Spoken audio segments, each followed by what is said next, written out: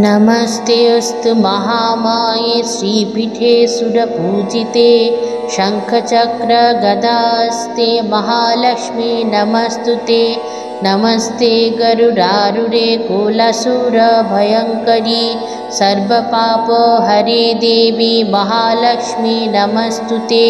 सर्वज्ञ सर्ववरदे सर्वदुष्टभयङ्करी सर्वदुःखहरे देवी महालक्ष्मी नमस्तुते।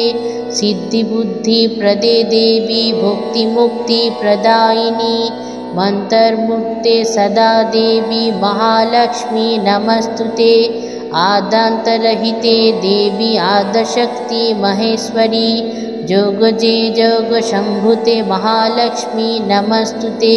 स्थूलसुख महारौद्रे महाशक्ति महोदरे महापापहरे देवी महालक्ष्मी नमस्तुते।